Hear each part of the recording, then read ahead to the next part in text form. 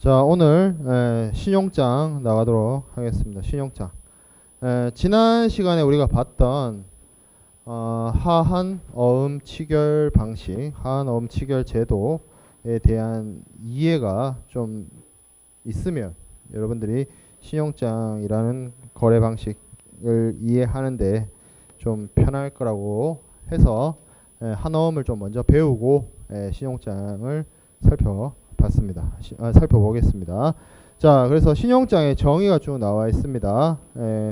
신용장이란 개설 의뢰인의 요청과 지시에 따라 개설 은행이 신용장 조건과 일치하는 소정의 서류와의 상한으로 수익자의 수출 대금을 지급하겠다는 조건부 지급 확약서를 말한다.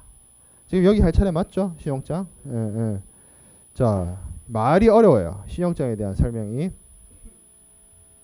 자, 개설 의뢰인이란 말이 나옵니다. 개설 의뢰인은 보통 매수인인 수입자가 개설 의뢰인이 됩니다. 이 사람이 신용장을 열어줄 것을 은행에게 요청하는 겁니다. 그래서 개설은행이 신용장을 개설을 하는데, 뭐 여기도 나와 있다시피 신용장 개설은행을 신용장 발행은행이라고 해도 상관없습니다.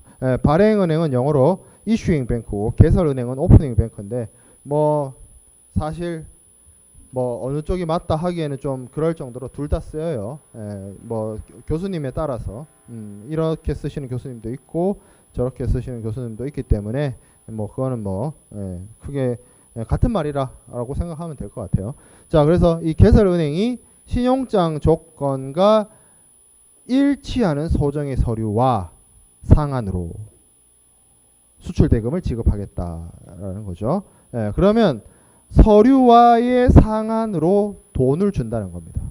근데 그 서류는 그냥 서류가 아니라 신용장 조건을 충족시키는 서류여야 합니다. 서류와의 상한으로 수출 대금을 주겠다. 누구한테? 수익자한테. 그럼 수익자는 누구냐? 수출자입니다. 수출자를 수출자라 하면 되지 왜 수익자라 하느냐?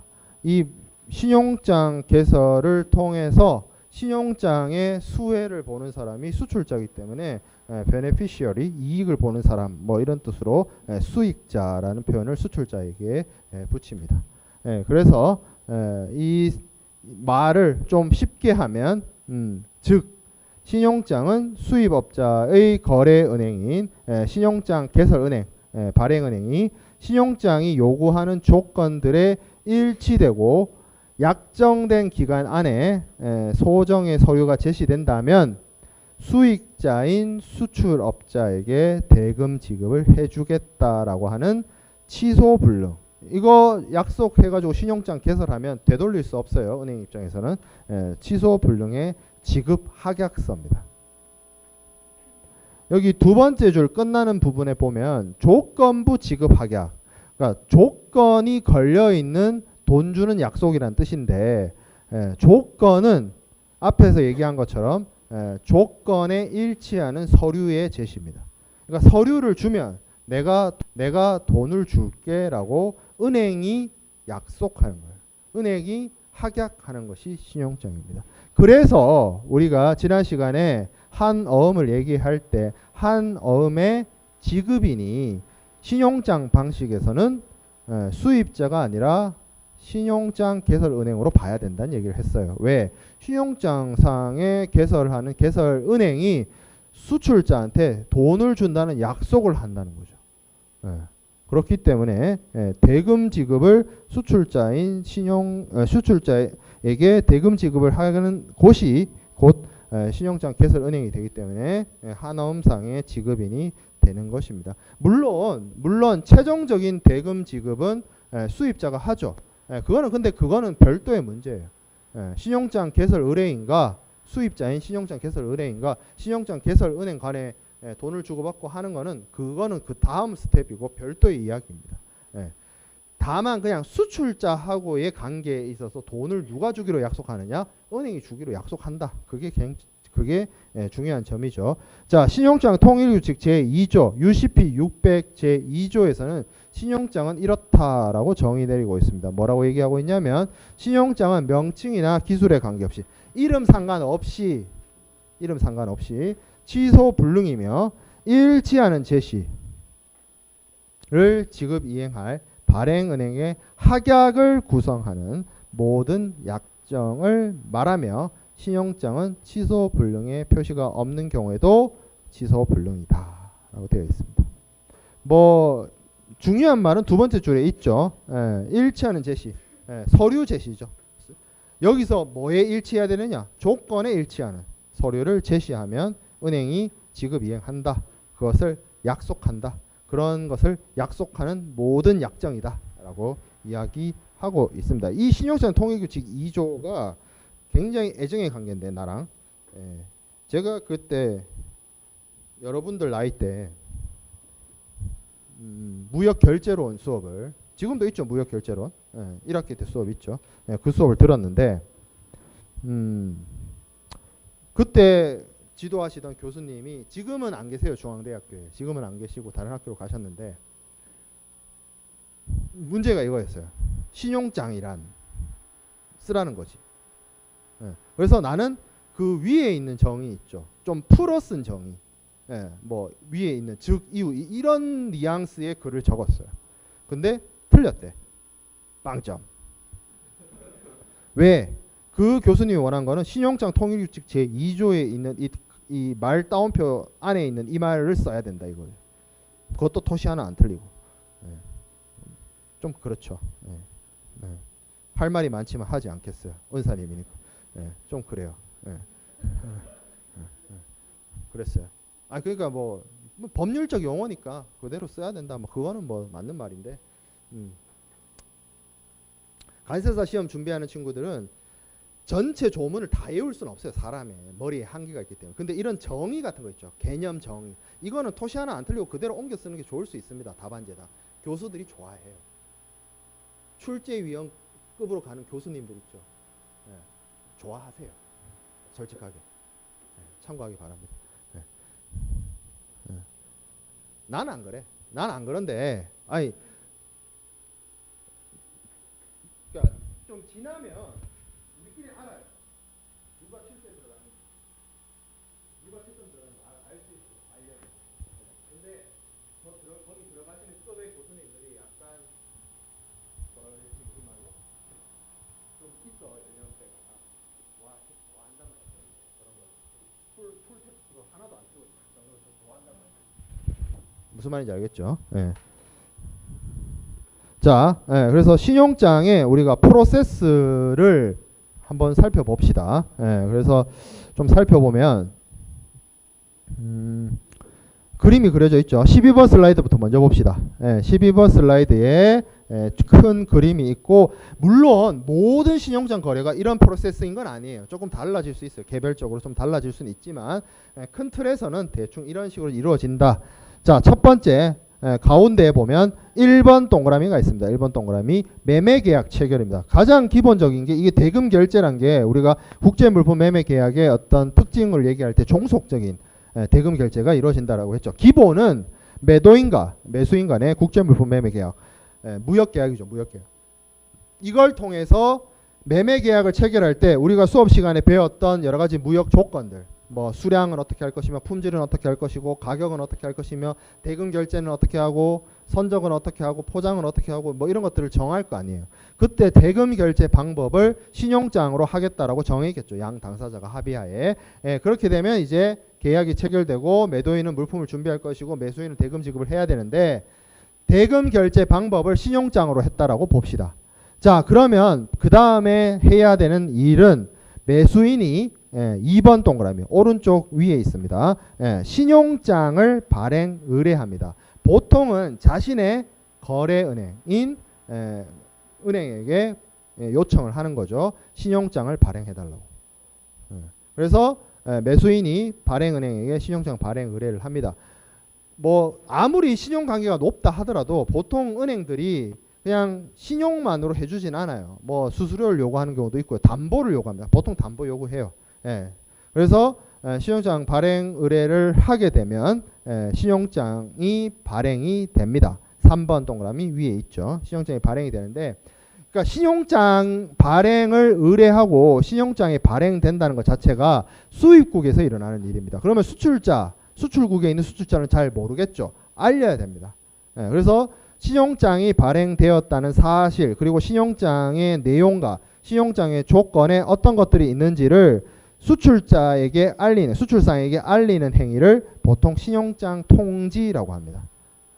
그래서 4번 신용장 통지가 이루어지죠. 왼쪽에 있습니다. 왼쪽 위에. 자, 그러면 이거를 신용장 발행은행이 수출자에게 직접 이야기하는 경우도 있지만 보통 은행은 은행끼리 놉니다. 그래서 수출자도 무역 거래를 하기 때문에 수출자의 주 거래 은행이 있을 수 있고, 수출국의 어떤 특정한 신용장 발행 은행과의 어떤 관계가 있는 은행이 있을 수 있어요. 이 은행들을 통해서 통지를 하게 되는 거죠. 신용장 통지. 자, 그렇게 해서 신용장이 발행되었고 신용장에 어떠한 조건이 있는지를 수출자인 매도인이 알게 됐습니다. 신용장을 확인을 했어요. 5번. 자, 그러면 이 사람은 준비를 합니다. 뭘 준비해요? 서류를 준비합니다. 왜?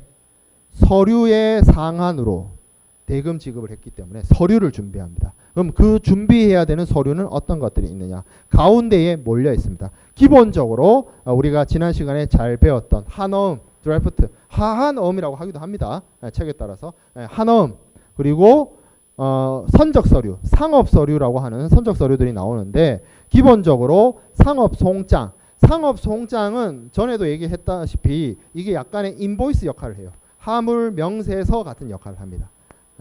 자, 그 다음에 가장 중요한 선화증권, BL. 자, 그리고 필요한 경우에 보험을 들었다면 보험증권. 만약에 이 거래 관계가, 이 매매 계약에서 체결했는데 이 매도인과 매수인 간의 인커텀스를 CIF라고 했다고 칩시다. 우리가 지난 시간에 배웠죠. CIF. 그러면 매도인이 보험 계약을 체결해서 매수인을 위해서 보험을 들어줘야 됩니다. 그러면 내가 보험을 들어줬다는 걸 증명하고 사고가 발생했을 때 매수인이 보험회사로부터 보상을 받으려면 보험을 들어야 될 거 아니야. 그래서 보험증권을 준비해야 되는 거죠. 자, 그리고 이런 기본 서류 외에도 부속 서류로서 포장명세서라든지 원산지 증명서라든지 포장명세서, 품질증명서 등등등등 이런 서류들이, 기타의 서류들이 필요합니다. 그 중에서도 원산지 증명서 같은 경우에는 수입자가 FTA 특혜 관세를 적용받아서 관세 인하 효과를 누리고 싶다라고 한다면 원산지 증명서는 반드시 필수 서류가 되겠죠. 어찌됐든 이런 서류들을 준비합니다. 그래서 서류를 준비해서 은행에게 우리가 지난 시간에 얘기한 것처럼 어음 할인을 받기 위해서 매입을 의뢰하겠죠. 물론 이 서류를 준비하는 과정 속에서 보험을 들고 물품을 선적해서 비해를 발행받고, 이거는 당연히 수출자가 해야 할 일이고, 일단 이러한 서류들을 모아서 화한어음 취결 방식이라고 했잖아요.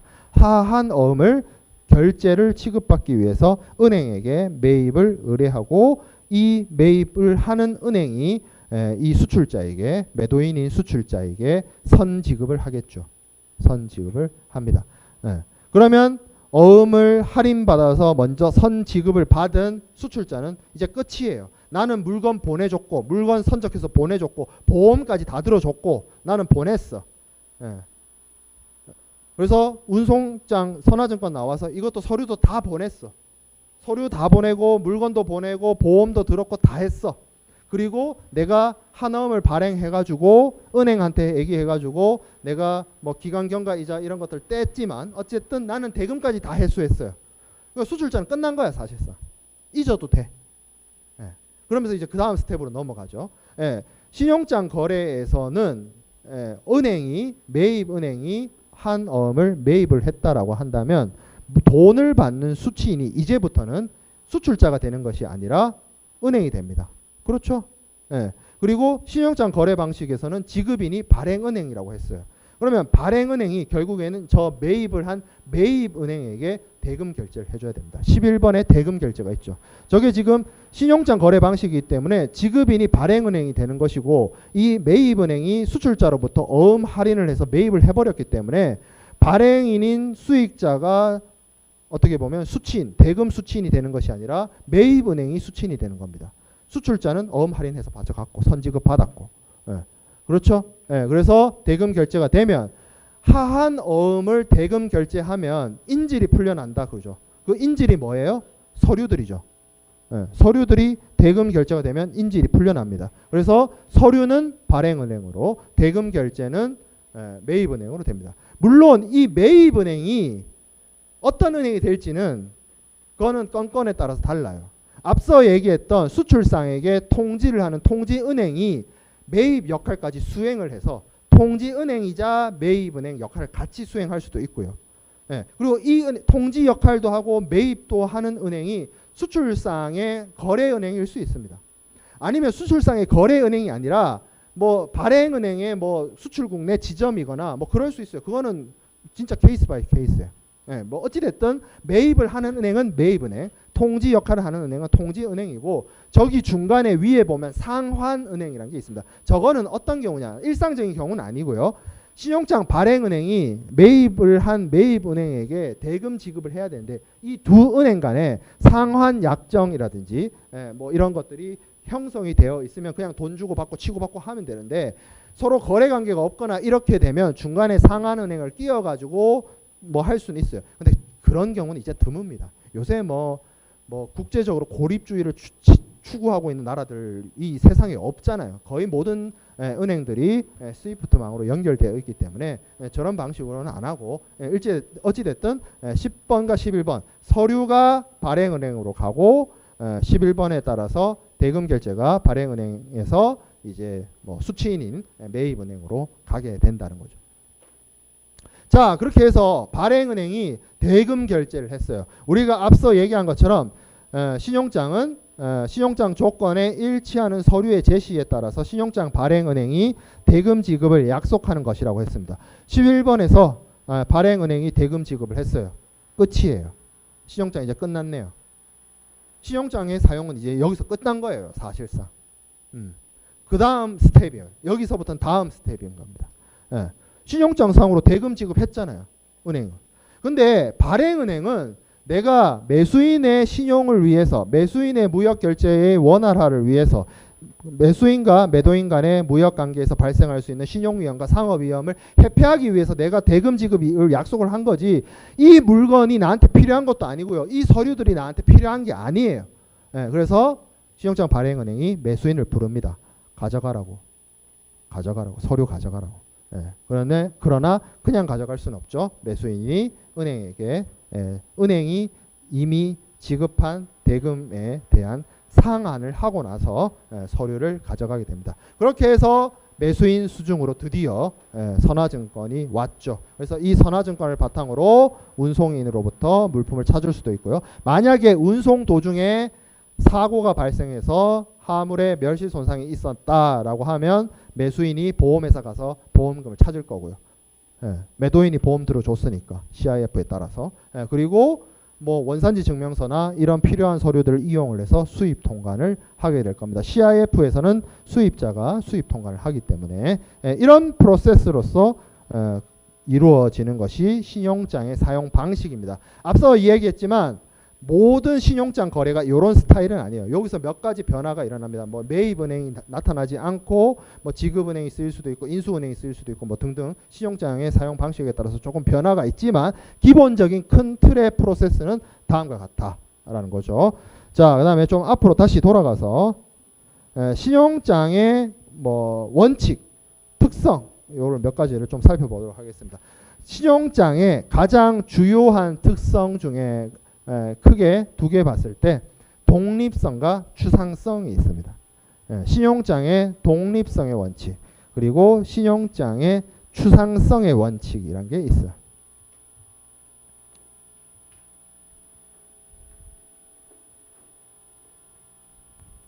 자, 독립성의 원칙이란 건 무슨 얘기냐면 여기 우리 앞에가 아니라 뒤에 12번 슬라이드에 그림에 보면 여기서는 계약이 두 개가 있었어요. 계약.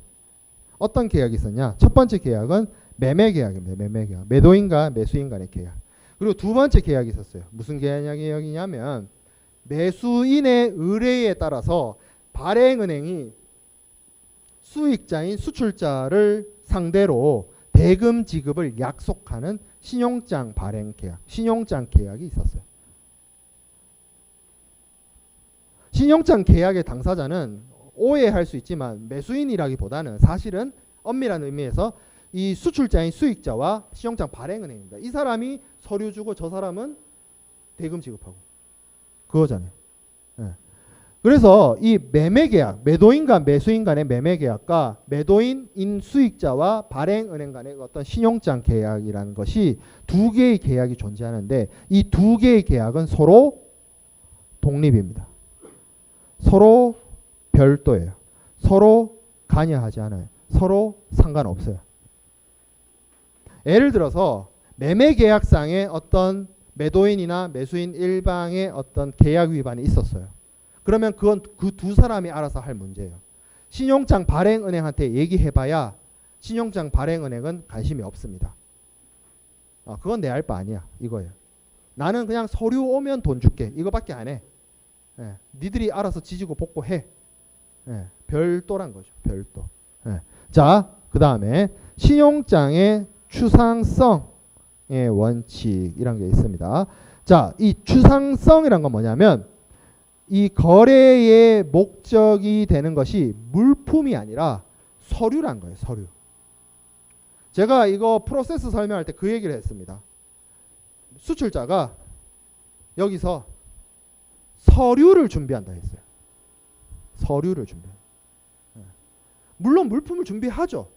매매 계약에서 내가 물품을 인도해줘야 되는 의무가 매도인에게 있기 때문에 물품을 준비합니다만 신용장 상에서는 뭘 준비한다고? 서류를 준비합니다. 신용장은 물품이 어떻게 되는가는 별 관심이 없어요. 물품이 검사의 대상, 심사의 대상이 아니에요. 서류가 메인이고 서류가 대금 지급의 조건이고 서류가 심사와 검사의 대상입니다. 은행은 서류만 바라봅니다. 서류 바라기예요. 은행이. 그래서 뭐예요? 여기서 뭐라고 하고 있어요? 물품이 두 번째 줄에 물품이 아닌 이를 상징하는 서류에 의한 거래다. 신용장.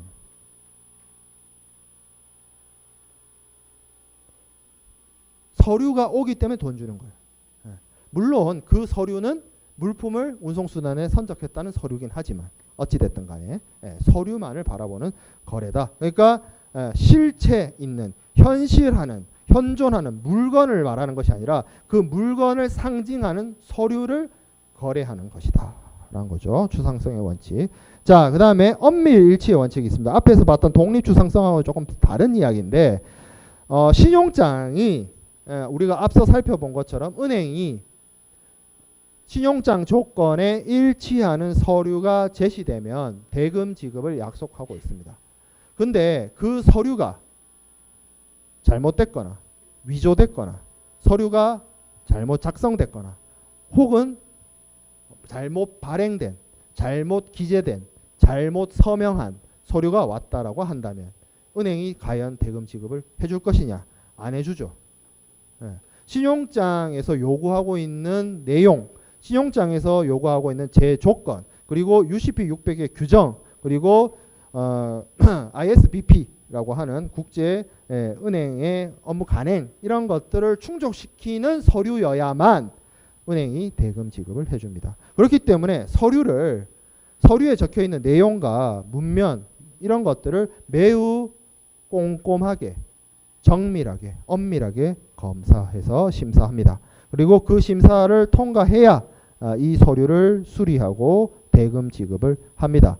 은행원이 가지는 가장 큰 덕목은 똑똑함이 아니고 꼼꼼함이에요. 은행원이 가져야 되는 가장 큰 덕목이. 은행원이 꼼꼼하지 않으면 아무리 똑똑해도 이 사람이 실수합니다. 공 하나 틀리면 난리가 나죠. 그죠? 그 제 대학교 동기들, 제가 01학번이죠. 제 동기들 중에 취업할 때 저는 이제 대학원으로 갔고 2007년, 2008년 이럴 때 가장 많은 친구들이 간 데가 은행. 그 다음 증권사. 그 신기하게 내가 친한 이게 또 그런 거 있지. 성급한 일반화의 오류 해가지고 내가 이제 C반이었는데 내가 아는 놈들은 그런 쪽으로 많이 갔을 수 있지. A반이나 B반에는 친한 사람이 없었기 때문에 다른 반에. 그 재미난 얘기 해줄까요? 혹시 아는 사람 있을까 모르겠는데 우리 때는 가나다 순으로 A, B, C, D, E반 했던 거 알아요? 지금은 안 그렇지. 우리 때 5반이었단 말이야. 지금 A, B 무슨 반이 창제로 바뀐 거야? 지들 마음대로 이름 바꿔가지고 남들 헷갈리게. 몇 반이야? 그 2반이잖아. 그러니까 나머지 반 사람들은 2반이라 불러. 지들은 창제반일지 몰라도. 우리 때 2반이었어요. 언제부터 자기들 마음대로 이름 바꿔줘. A, B, C, D 2반이에요. 우리 때는 1학년이 300명이었어요. 그때는 경영경제대학 경영학부가 아니라 경영대학 경영학부였잖아. 그래서 300명이었는데 한 반에 60명이야. 5반이니까. 그러면 이게 가나다 순이야. 그러니까 A반을 가면 다 김씨야.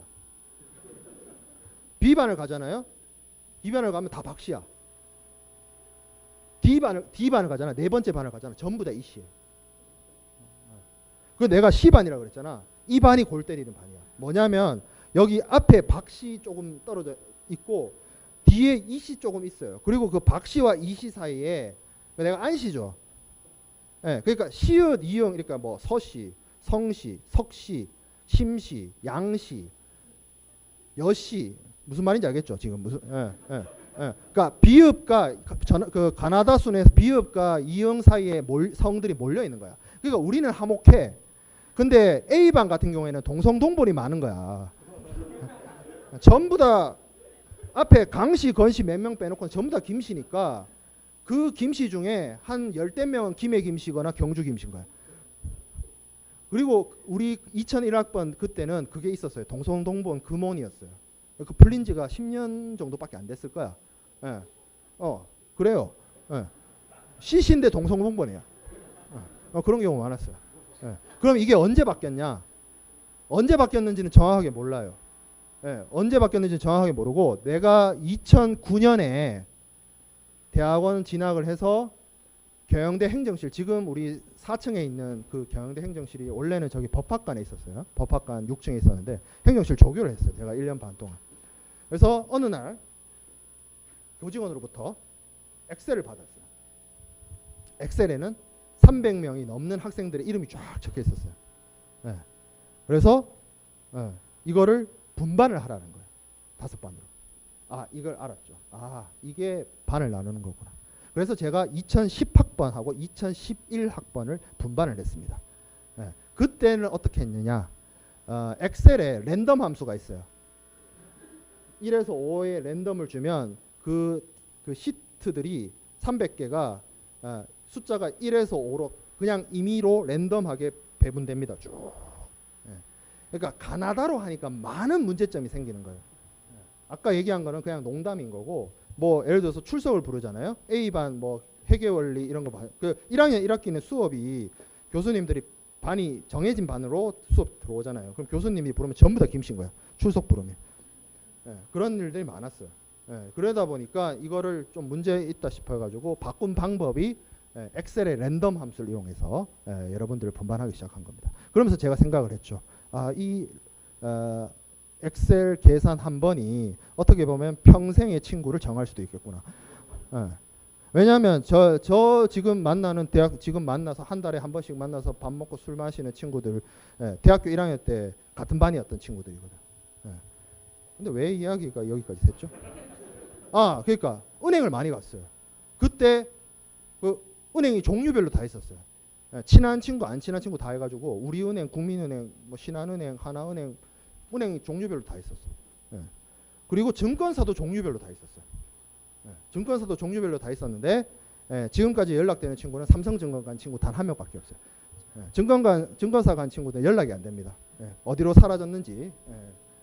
그래서 모르겠어요. 누가 주변에 증권사 취업한다 그러면 별로 추천해주지 않아요. 어찌 됐든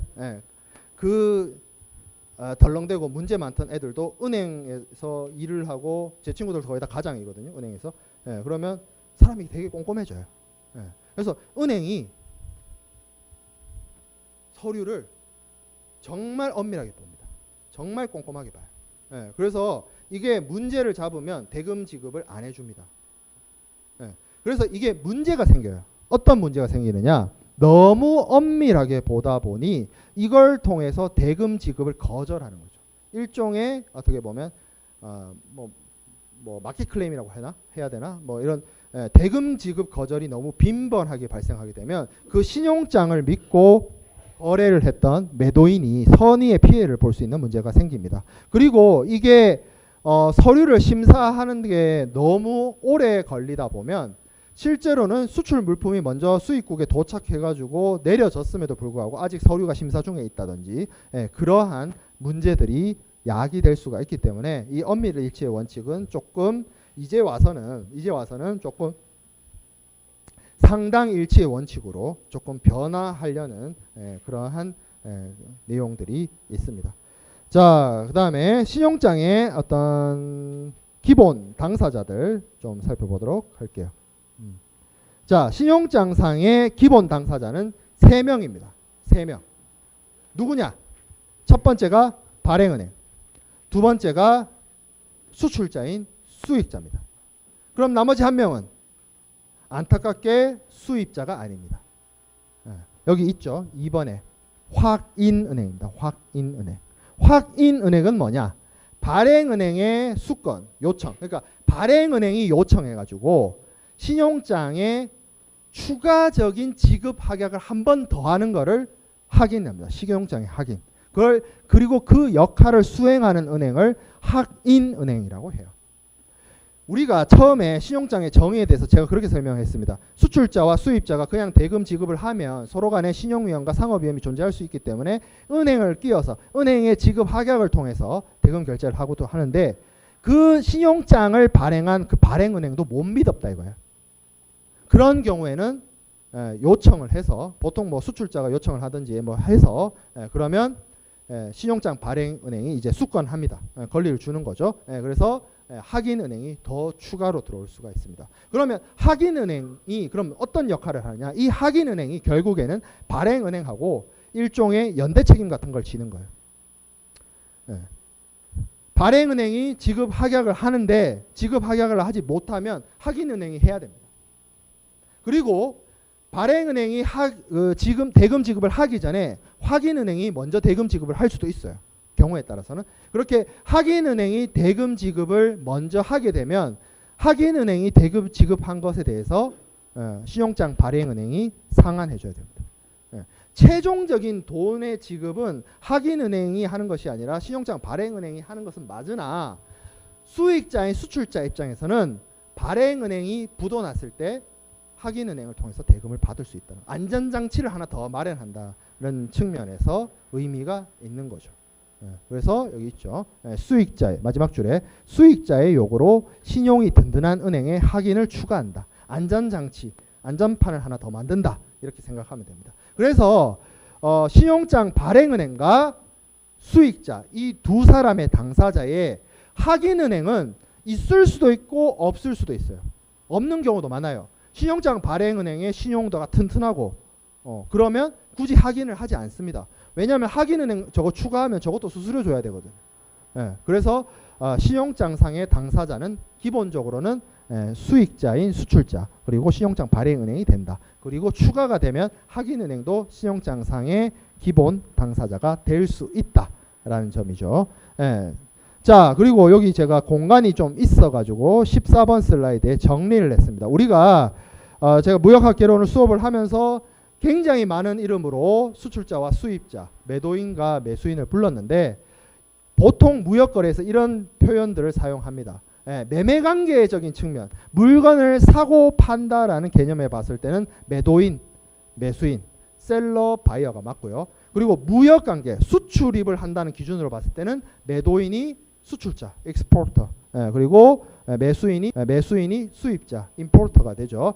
자, 그리고 신용장상에는 이 매수인이 뭐라 그랬죠? 자신의 거래은행에게 신용장 발행을 의뢰하는 발행 의뢰인, applicant가 되고요.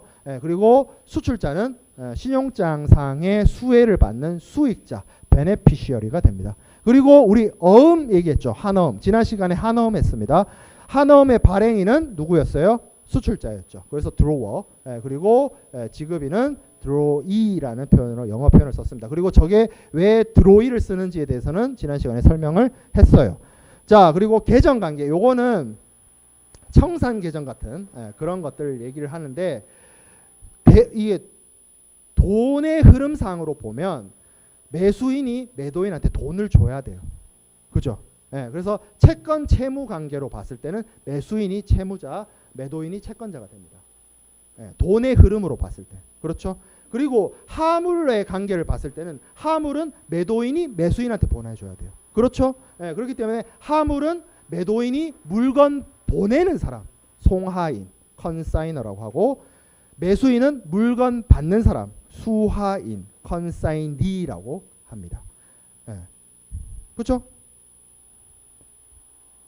그렇잖아. 매도인을 부르는 이름이 지금 여기만 해도 최소 6가지죠. 뭐에 뭐 써야 됩니까? 꼭 그렇진 않아요. 뭐 그렇잖아요. B로 부르나, 레인으로 부르나, 정지훈으로 부르나, 그거 같은 사람이잖아. 그러니까 매도인으로 부르나, 수출자로 부르나, 수익자로 부르나, 그거 같은 사람이라고요. 그죠?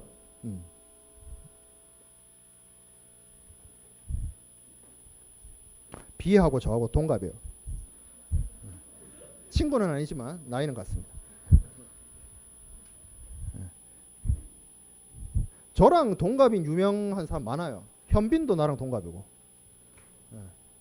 오승환, 이대호, 정근우 이런 사람도, 추신수 이런 사람도 나랑 나이 같죠. 82년생. 그래요. 현빈 왔어요? 이번에 100주년 기념식 때? 안 왔어? 그래요? 연극영합학부인가? 거기 01학번이잖아. 김태평. 자, 그 다음에 기타 당사자들이 있습니다. 기타 당사자. 자, 기타 당사자는 기본 당사자가 아닌 사람들이 됩니다. 그래서 기본적으로 발행 의뢰인, 어플리컨트, 수입자, 그리고 통지은행, 수출자에게 신용장 개설과 신용장 조건에 대해서 이야기하는 통지은행이 있을 수 있고요.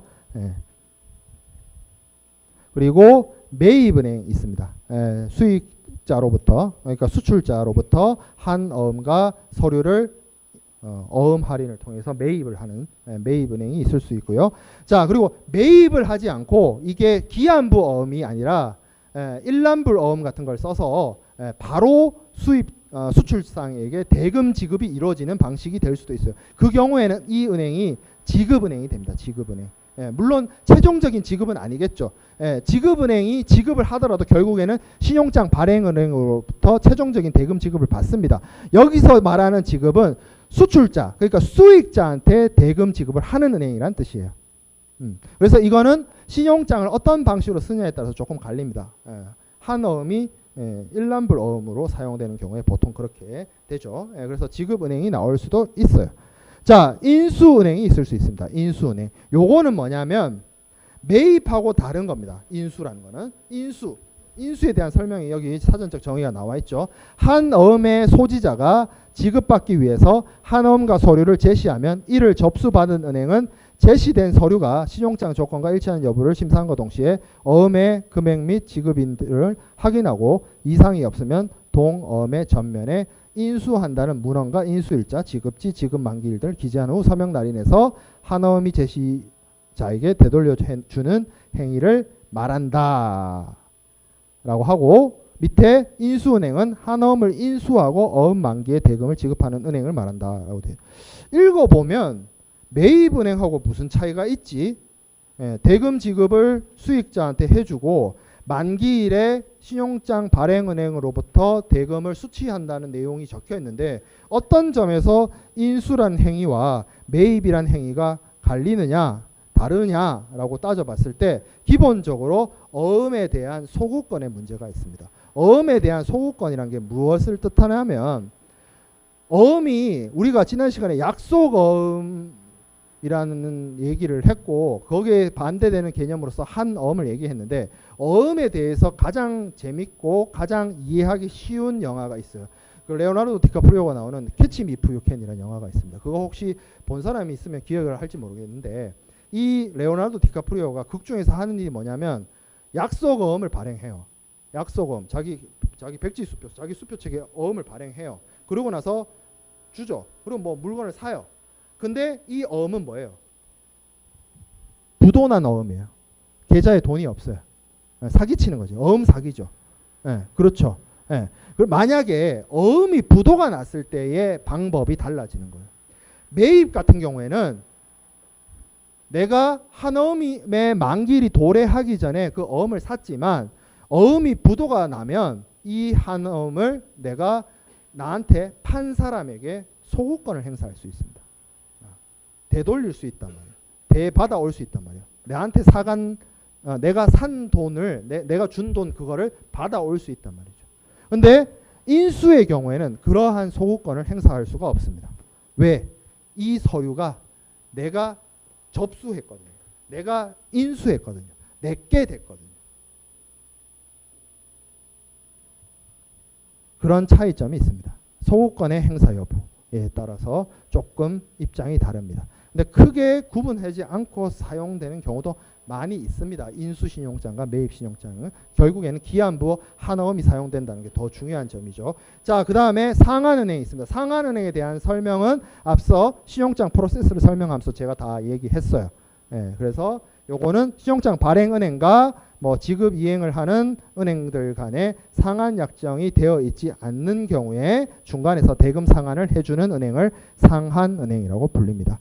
자, 그 다음에 18번 슬라이드에 신용장의 종류라고 해서 나와 있습니다.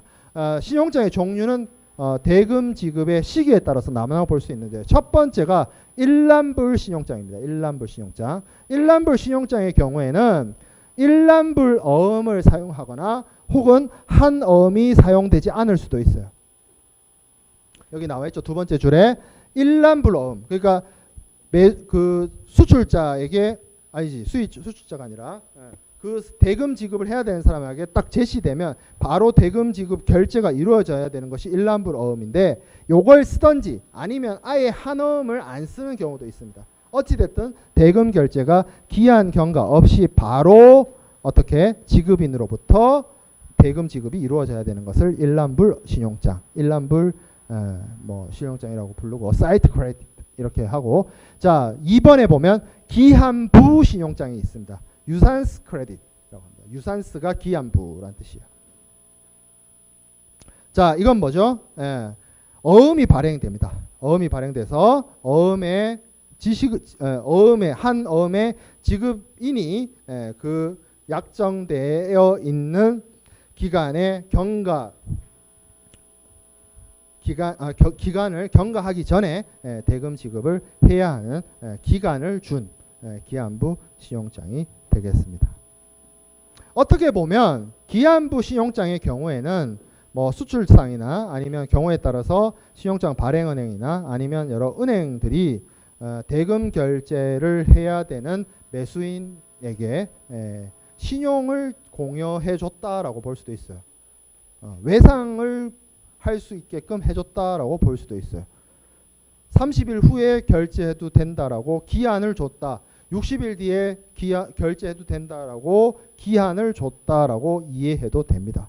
자, 그리고 이러한 기한부 신용장의 경우에는 지급 기일의 기준에 따라서 after site, after date of draft, after date of BL 요 방식이 쓰인다라는 거죠. 요거에 한어음 할 때도 이야기했어요.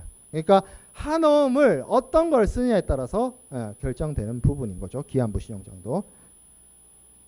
자, 그 다음에 할부 신용장 있습니다. 할부 신용장. 요거는 뭐냐면 대금 결제를 할부, 우리가 알고 있는 할부, 그렇게 나눠서 일정한 시기로 나눠서 이행하는 경우를 할부 신용장이라고 합니다.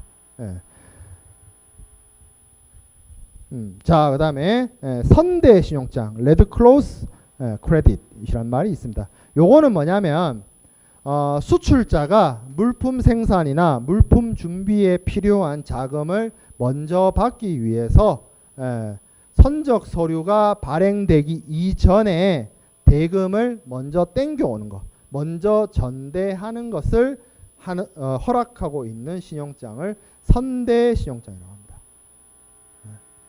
그래서 그 관련된 내용 있죠. 돈을 먼저 땡겨간다는 내용이 예전에는 전통적으로 빨간색으로 표시되어 있었어요. 그 서류에. 그래서 레드 클로스, 붉은 조항, 크레딧 이렇게 불린 것입니다. 그래서 영문 명칭으로는 레드 크레딧 클로스, 우리말로는 대금을 먼저 땡겨간다. 선대 신용장이라고 사용을 합니다. 자, 그 다음에 지급신용장과 인수신용장이 있습니다. 지급과 인수에 대해서는 간략하게 앞에서 설명을 했지만 지급 방식으로 사용되는 신용장을 지급신용장, 인수 방식으로 사용되는 신용장을 인수신용장이라고 하는데 설명을 한번 읽어볼게요. 지급신용장, 대금을 치러주는 행위, 수익자가 신용장 조건에 일치하는 서류를 지정은행에게 제시하면 대금을 지급한다. 수익자가 바로 대금을 수익자가 서류를 제시하면 바로 대금 지급을 해야 되는 그런 경우를 지급신용장이라고 하고, 인수는 수익자가 기한부 어음과 함께 서류를 제시하면 어음을 인수하고 어음의 만기일에 대금 지급을 해주는 것을 인수신용장이라고 합니다. 자, 그리고 매입신용장이죠. 매입신용장. 당연히 우리가 앞에서 12번 슬라이드에서 전통적인 신용장의 유통 방식을 설명할 때 제가 설명을 해준 그 방식이 매입신용장 방식입니다. 그래서 어떻게 한다? 매입은행이 한 어음과 서류를 어음 할인을 통해서 먼저 선지급을 하고 서류를 어음을 그리고 매입하는 것을 매입신용장이라고 하는 것이죠. 그래서 가장 어떻게 보면 보편적으로 사용되고 있는 방식이라고도 볼 수가 있습니다. 매입신용장 방식이. 그래서 그 매입으로 할 때는 매입은행이 사용되고 신용장 문명에 매입으로 한다라는 내용들이 적혀 있죠. 자, 그리고 추가적으로 좀 봐야 될 것이 신용장 통일 규칙입니다. 신용장 통일 규칙. 요거는 제가 앞에서 제가 무역 결제론 시간 때 0점 받았다는 얘기를 했었습니다. 그게 그 다운표 안에 있는 내용이 뭐냐면 UCP 600의 2조에 있는 신용장의 정의예요. 그러니까 UCP 600이 뭐냐면 이것도 제작자가 인커텀스를 제작한 국제상업회의소입니다. ICC. ICC가 신용장의 국제적 통일과 통일적 사용을 위해서 만들어 놓은 신용장의 통일 규칙입니다. 그래서 이게 계속 개정이 되어 오다가 가장 최근 개정이 2007년에 있었던 UCP 600입니다. UCP 600. 2006년인가 7년인가 저도 긴가민가 한데 아무튼 그때 있었어요. 2006년, 2007년. 이것도 인커텀스처럼 인커텀스는 10년 주기로 개정되죠.